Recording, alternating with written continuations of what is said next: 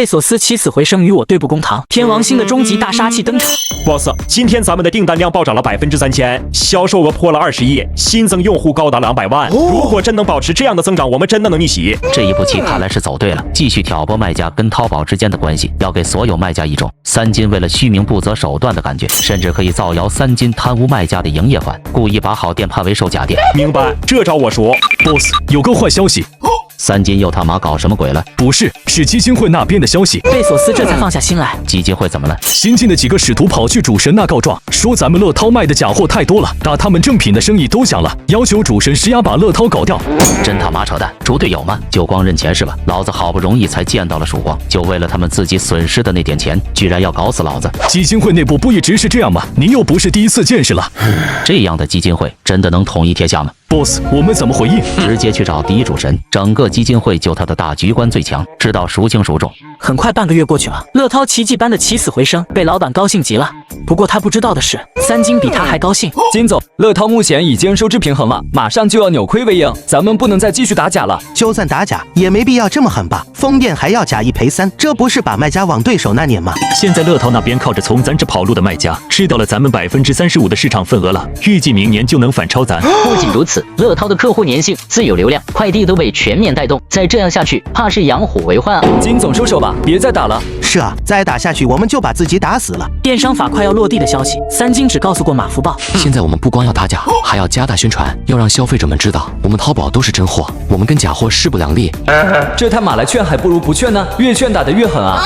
淘宝常态化、重磅化打假的新闻再次铺天盖地，马福报在使劲的宣传淘宝无假货这个概念，这让贝索斯松了一口气。三金肯定是想着早晚都要割肉打假，不如趁早把口碑做起来，以防后期再搞，尾巴大甩不掉。呵呵，三金啊三金，你的策略和想法的确没错，但错就错在你实施策略的时间节点太早了，现在还是拼刺刀的阶段，王座还没被你坐稳呢，你却做出这样放弃市场份额来换口碑的后期策略，我是该说你是太有远见了呢，还是该说你前瞻性太强了呢？另外一边，三金和马福报一直在监视乐涛的数据增长量。现在这个成交额明显还不够置乐涛于死地啊！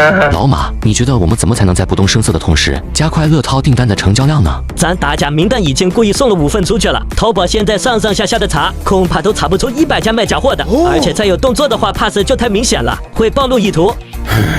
看来还得再肉疼一段时间了，算了，再等等吧。巧合的是，贝索斯同样觉得乐涛的成交额太少了。我总结一下你们的观点，目前最有效的措施是从增加客户的方向着手了。没错，如果我们能在短时间内大量增长用户数，就能实现成交量倍增乃至10倍增长。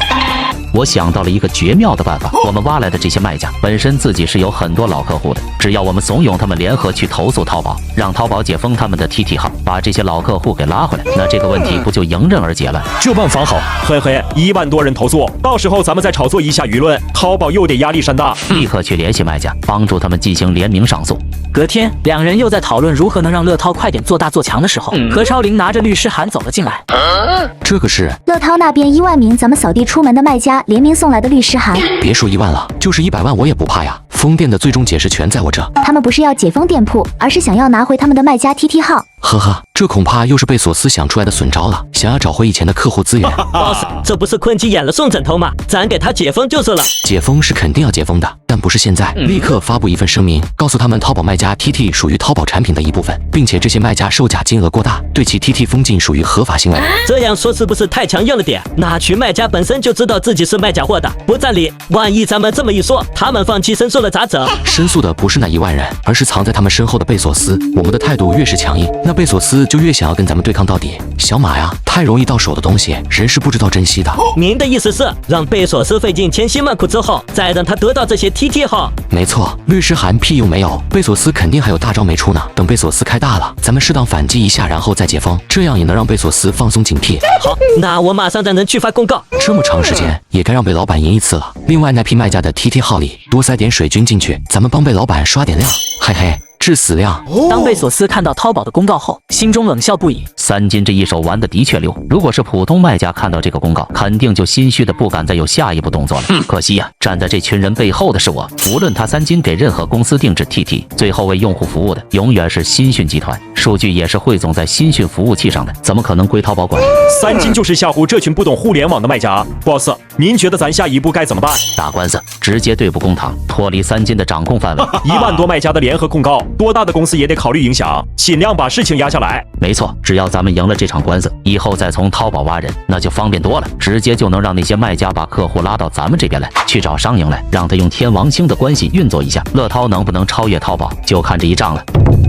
boss， 贝索斯开大了，乐淘那边1万多名卖家联合起诉我们了。起诉理由是什么？侵犯个人虚拟财产。厉害，果然不愧是贝索斯，告诉公司法务部拿出全力去应对。boss， 咱们公司的法务部可是地表最强法务部，就没输过，真让他们用全力，万一没有万一，这场官司咱们就算拼尽全力也赢不了。既然如此，那就跟贝老板演到底，照我说的去办。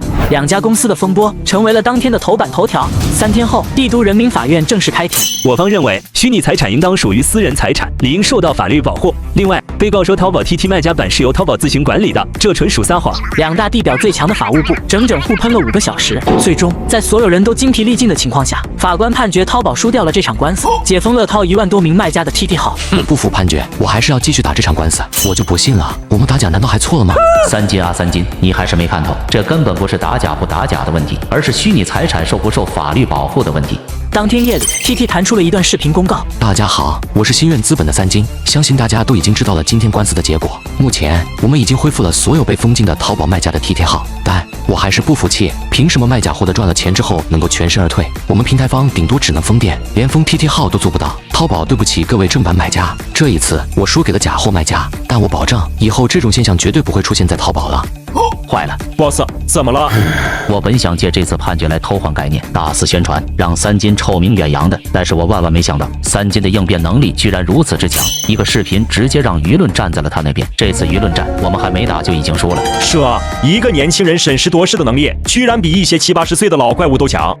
不过无所谓，我们的目的已经达到了。1万多人的 TT 号里面至少有几千万买家，这些人哪怕只有10%转化到乐淘来，都能让乐淘再吃下一大块淘宝的肥肉了。没错，舆论战输了无所谓，只要目的达到就行了。马上让乐淘的员工们去帮卖家拉客户，等这批用户转化完成，就是咱们反攻淘宝，正是可以宣布逆袭成功的时候了。老板，商力利用5省商盟和天王星的资源，把小蓝车搞得风生水起。如果真的让它上市成功，恐怕还真有可能超过 TT 公司的市值。他们 IPO 程序已经启动了吗？已经开始了，而且有基金会在背后，各国大机构都抢着要投钱。怎么办？霸国可是基金会的老窝，咱没法阻止商力了吧？想阻止当然不可能了，不过让他晚几个月上市还是很简单的。别忘了，咱在霸国也有人。老马，咱安排的间谍都过去乐淘了吧？全都过去了，乐淘他们霸部的买家多多益善，根本不会有任何怀疑。好，这2天让他们在乐淘那刷一批假货订单，不要让贝索斯看出破绽。我这就安排下去。钱不要砸得太多，咱们只需要给贝老板添把火，让他自己掏更多的钱去买流量。等他梭哈之后，咱再给他来一个釜底抽薪，让他彻底滚出大厦。商力最近心情很不错，小蓝车的进展出乎了他的意料。只要走 IPO 流程，老子就能代替 TT 成为全霸国乃至全世界第1市值的互联网企业了。3金，我真的好好谢谢你送给我这块肥肉啊！商少，我来了。不愧是天王星培养的终极大杀器，如果不是想弄死3金，我还真不想把你送过去。